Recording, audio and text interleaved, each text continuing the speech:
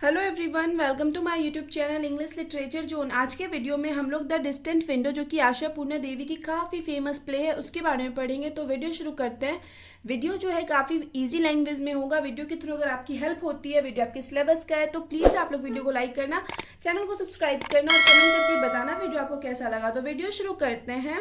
So far as the distant window is concern, जहाँ तक distant window का संबंध है, it is one of the famous Bengali play. एक बहुत ज़्यादा फेमस बंगाली प्ले है, written by a Bengali women novelist, जिसको कि एक बंगाली वुमेन नॉवलिस्ट के द्वारा लिखा गया, आशा पूर्णा देवी के द्वारा।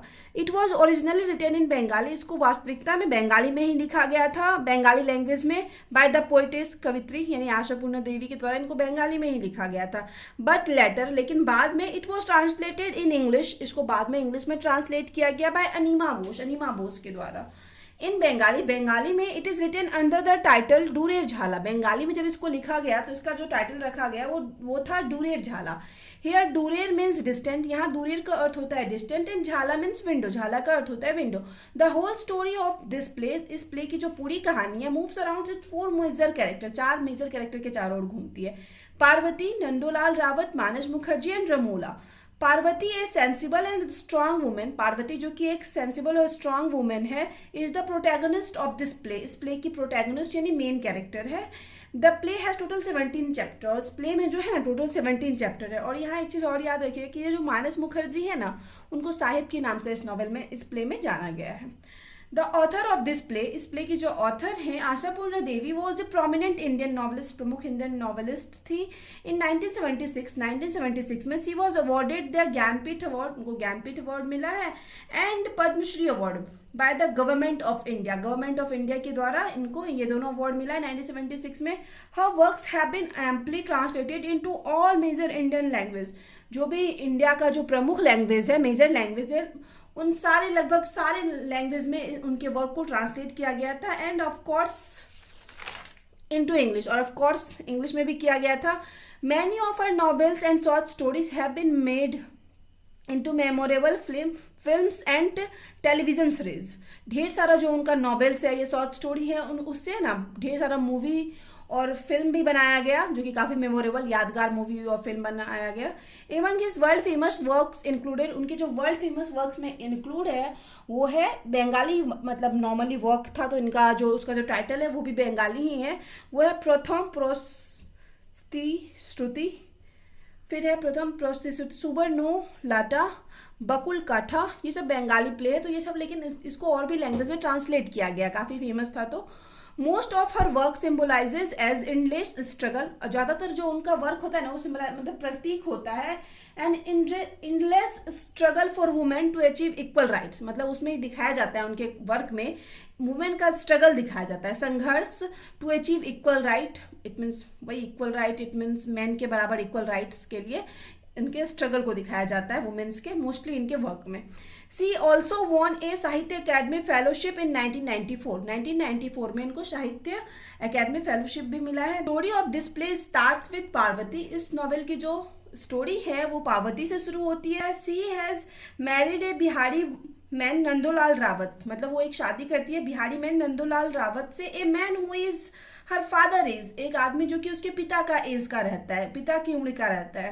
Parvati has to marry Nandolal just to clear off her father's डेब्ट, और पार्वती को जो है नंदोलाल से शादी करनी पड़ी बस अपने पिता के कर्ज को क्लियर करने के लिए, अपने इट मीन्स अपने पिता के कर्ज को चुकाने के लिए। Despite making the huge sacrifice for her father, अपने फादर के लिए मतलब इतनी बड़ी सेक्रीफाइस देने के बावजूद, whom she adored more than her mother, जिसको कि वो बहुत ज़्यादा प्यार करती थी, मतलब अपने पिता जिनको कि वो अपनी माँ से भी ज़्यादा प्यार करती थी, उसके लिए इतनी बड़ी सेक्रीफाइस देने के बाद भी the bold and beautiful Parvati, जो बोल्ड और ब्यूटीफुल पार्वती है, पैसिफाइज हर मदर, अपनी मदर को शांत करती है, by justifying her father's decision, अपने फादर्स के डिसीजन को जस्टिफाई, इट मीन्स सही साबित करके, for giving her hand to Nandolal, मतलब माँ अपनी माँ को ये चीज़ बता के शांत करती है कि नहीं, मेरे पिताजी जो नंदोलाल से मेरी शादी करवाए ना वो सही किए, ठीक है। ये मतलब ये चीज़ पार्वती अपनी माँ को बता के शांत करवाती है, और ये क्या कह के मतलब बताती है कि मेरे पिताजी सही किए मेरी शादी नंदोलाल से करवा के। ही मे बी ओल्डर, हो सकता है वो बूढ़ा है या बड़ा है, बट ही वर्क्स हार्ड, वह वर्क हार्ड कर, बहुत वर्क मतलब बहुत ज़्यादा वर्क करता है। ही अर्न्स डबल, वह डबल कमाता है। The amount of A younger man would, मतलब जितना कोई एक यंगर मैन या पार्वती की उम्र के लड़का कमा सकता है उसे डबल कमाता है। ये चीज़ बोल के नंद जो पार्वती है अपने पिता के डिसीजन को जस्टिफाई कर रही है। I am very happy as I am, मैं जैसी हूँ बहुत खुश हूँ। A young wife of an old man, एक यंग वाइफ ओल्ड मैन की एक यंग वाइफ बन के भी मैं बहुत खुश हूँ, ये चीज़ करके जस्टिफाई करती है। Parvati takes care of old man, Parvati उस बूढ़े आदमी का, इट मीन्स नंदोलाल रावत का ध्यान रखती है। Nandolal more as a daughter than a wife, एक वाइफ नहीं बल्कि एक डॉटर की तरह ध्यान रखती है।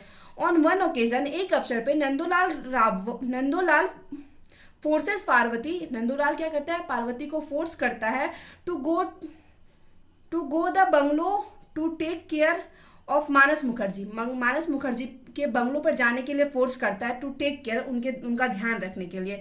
नोन एज साहिब, जो कि साहिब के नाम से भी जाने जाते हैं। अनदर सर्वेंट नेम, दूसरा जो सर्वेंट है जिसका कि नेम है Dasharath, use to work sahib's bungalow, वो भी साहिब के बंगलों में काम करता है। मतलब दूसरा जो सर्वेंट है, नौकर है दशरथ, वो भी साहिब के बंगलों में काम करता है। The age gap between Parvati and Nandolal always made him insecure, जो एज गैप है नंदलाल और पार्वती के बीच, इस वजह से नंदलाल हमेशा इनसिक्योर रहता है। That his wife might get lord by the Sahib, उसको लगता है कहीं ना कहीं उसकी वाइफ जो है साहिब के प्रति थोड़ा मतलब मतलब थोड़ा उसको लालच आ जाएगा साहिब के प्रति, इट मीन्स थोड़ा आकर्षित हो जाएगी साहिब को लेके।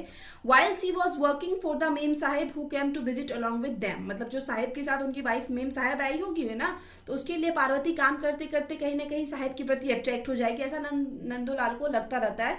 क्योंकि नंदोलाल काफ़ी एजेड है तो, और पार्वती जो है काफ़ी सुंदर है, तो इस वजह से इसको थोड़ी इनसिक्योरिटी होती है।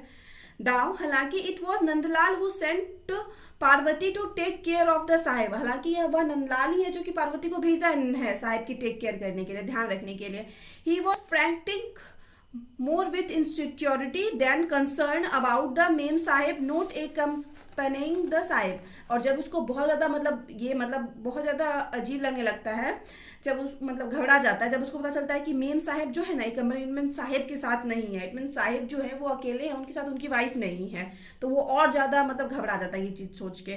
Imagining Parvati alone with the Sahib, अब जब वो इमेजिन करता है साहिब के साथ पार्वती को अकेले, मेड हिम क्रेजी, तो वो पूरा मतलब एकदम पागल जैसा फील करने लगता है।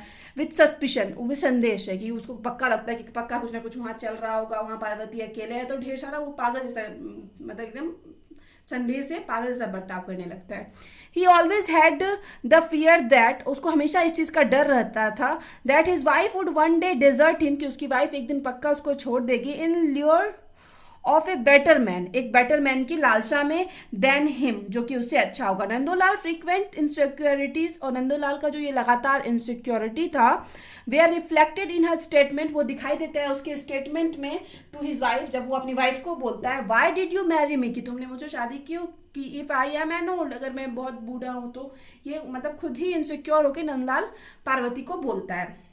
डिस्पाइट फेसिंग डोमेस्टिक अब्यूज, हालांकि जो ऑफ नंदलाल जो डोमेस्टिक अब्यूज करता है, उल्टा बहुत बोलता है पार्वती को, अजीब अजीब सब चीज़ें, Parvati never lost her sense of humour, Parvati कभी अपना आपा नहीं खोती है। That of reflected in her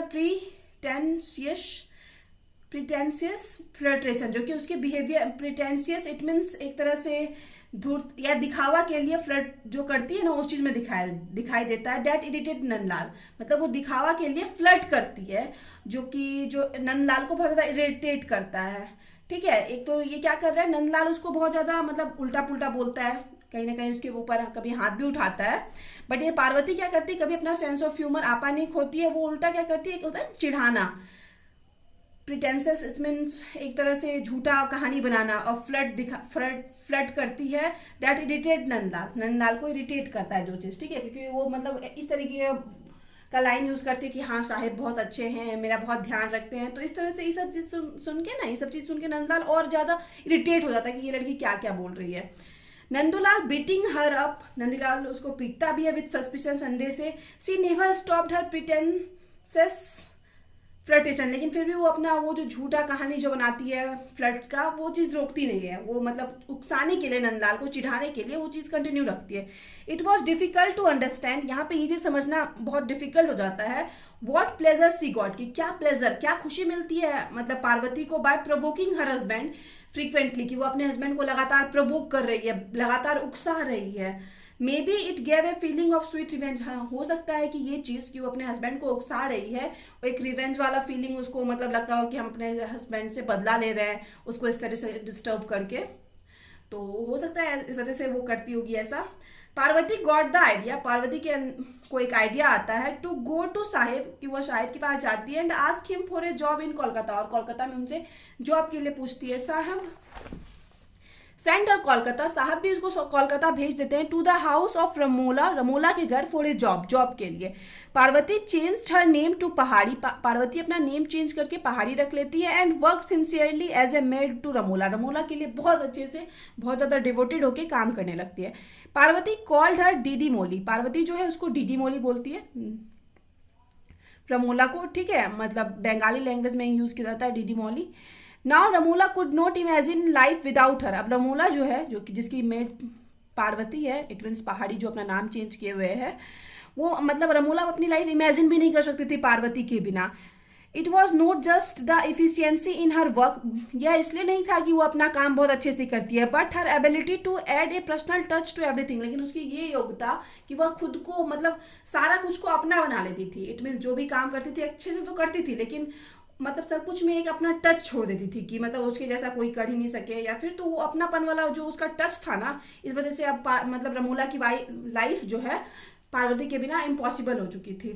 C became close to Ramola, मतलब सी इट मीन्स यहाँ पे पार्वती रमोला की बहुत क्लोज हो जाती है, विदाउट, बिना इंटरफेयरिंग इन हर लाइफ, बिना उसके लाइफ में इंटरफेयर किए बहुत ज़्यादा क्लोज हो जाती है पार्वती रमोला के। इन रियली, वास्तविक में Ramola is the wife of Sahib, वास्तविकता में क्या होता है ना, रमोला जो है वो साहिब की वाइफ है, जो कि पहाड़ी को भेजा है, जो साहिब मतलब कोलकाता रमोला के पास काम करने के लिए, उसी की वाइफ है Ramola. That is the reason, यही कारण है कि sends Parvati to help Ramola, इसलिए वो रमोला के पास पार्वती को भेजता है इन हाउस होल्ड वर्क, कि रमोला की काम में मदद हो जाएगी घर के काम में, इसलिए वो पार्वती को भेजा है रमोला के पास। Ramola leaves her husband, Ramola अपने हस्बैंड को छोड़ देती है because of her independent thought, अपने इंडिपेंडेंट थॉट की वजह से, क्योंकि कहीं ना कहीं इसको बाहर जॉब करना होता था रहता था, और ये हमेशा मतलब गांव में रहना, इससे ये सब चीज़ पॉसिबल नहीं था, इस वजह से ये अपने हस्बैंड को छोड़ चुकी थी Ramola. But after some time, लेकिन कुछ समय बाद, बोथ ऑफ देम, ये दोनों हैं मतलब रमोला भी और पार्वती भी, मिस देयर हस्बैंड, दोनों अपने हस्बैंड को याद करने लगती है। Once Nandulal goes to sahib, एक बार नंदूलाल साहिब के पास जाता है and ask for the address of Parvati, और पार्वती से उसका एड्रेस, पार्वती का एड्रेस पूछता है उससे, मतलब नंदूलाल जो कि बूढ़ा है, उसको लग रहा है कि मेरी वाइफ के बिना मेरा अब चल नहीं पाएगा, पार्वती उसको छोड़ के गई है, तो नंदूलाल अब जाता है साहिब के पास और उससे पार्वती का पता पूछता है। After a lot of request, बहुत ज़्यादा रिक्वेस्ट करने के बाद, sahib gives Nandulal address of Parvati, Parvati का एड्रेस नंदूलाल को दे देता है साहिब। ही वेंट टू कोलकाता, अब वह भी कोलकाता गया, एंड फिर अपोलोजाइजेज टू पार्वती, और पार्वती से माफी मांगता है फॉर हिज बिहेवियर, अपने बिहेवियर के लिए। Parvati wants to go back with her, Parvati with her husband, Parvati भी अपने हस्बैंड के साथ जाना चाहती है, but Ramola refuses to let him go, लेकिन रमोला जो कि जिसको की आदत पड़ चुकी थी पार्वती की, जिसके बिना उसका कुछ भी पॉसिबल नहीं था, वो मना करती है, मतलब नहीं जाने देती है पार्वती को। But when Nandolal request Ramola, लेकिन जब नंदोलाल है रिक्वेस्ट करता है रमोला से to return along with them, कि वह उसके साथ चले टू हर हस्बैंड, अपने हस्बैंड साहिब के पास, सी गेट्स एंग्री, तो वह एंग्री हो जाती है, गुस्सा हो जाती है रमोला, ठीक है। Nandolal and Parvati return to their village, Nandolal और पार्वती दोनों अपने विलेज की तरफ वापस आते हैं। ऑन द ट्रेन, ट्रेन पे नंदोलाल आस्क पार्वती, नंदोलाल पार्वती से पूछता है, कांट रमोला एंड साहेब भी टुगेदर लाइक अस, क्या रमोला और साहेब हम लोग की तरह एक नहीं हो सकते दोबारा? पार्वती रिप्लाइड नो, पार्वती कहती है no, both of them love each other, दोनों एक दूसरे से प्यार करते हैं, ठीक है। But on the other hand, लेकिन दूसरी तरफ, both of them have ego problem, दोनों के अंदर थोड़ी ईगो वाली प्रॉब्लम है, ठीक है। दोनों एक दूसरे से प्यार करते हैं, क्योंकि साहिब जो है रमोला की केयर करता था, तभी पार्वती को उसके पास भेजा कि उसके काम में मदद करेगी, तो लेकिन दोनों एक दूसरे से, और यहाँ पे रमोला भी मिस करती है अपने हस्बैंड को कभी कभी, तो दोनों एक दूसरे से प्यार अभी भी करते हैं, लेकिन दोनों में थोड़ी ईगो प्रॉब्लम है। Therefore it is not possible, इसलिए ये चीज़ पॉसिबल नहीं। और कहीं ना कहीं ये जो मतलब रमोला जो है ना, थोड़ी पढ़ी लिखी है, तो थोड़ा कुछ ज़्यादा इंडिपेंडेंट थॉट है उसका, मतलब थॉट जो होता है और जो पार्वती है बहुत ज़्यादा वैसे पढ़ी लिखी नहीं है, गांव में रही है, तो उसका उस तरीके का थॉट भी नहीं है, तो इसलिए वो वापस अपनी वाइफ के मतलब हस्बैंड के पास चली जाती है पार्वती। लेकिन ये रमोला ये चीज़ डिसाइड नहीं करती है, दोनों का मतलब अपना अपना ईगो है। इस वजह से दस इन दिस प्ले, इस प्रकार इस प्ले में Parvati and Ramola is presented as a independent minded modern women, एक इंडिपेंडेंट माइंड मतलब स्वतंत्र सोच वाली मॉडर्न वुमेन के रूप में प्रेजेंट किया गया है पार्वती और रमोला को। Parvati fought against domestic violence, Parvati domestic violence के अगेंस्ट लड़ती है एंड ब्रोक फ्री, और फ्री भी मुक्त भी हो जाती है।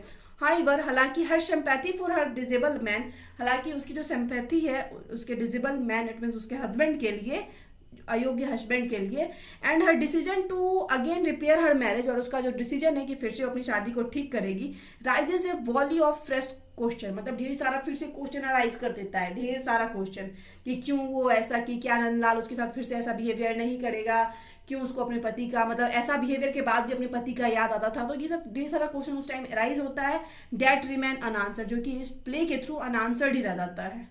ठीक है, कि उसका कंक्लूजन नहीं निकल पाता एट द एंड भी कि क्यों ऐसा की, कौन है पार्वती ऐसा क्यों की। तो यहाँ पे ये जो है प्ले खत्म होता है।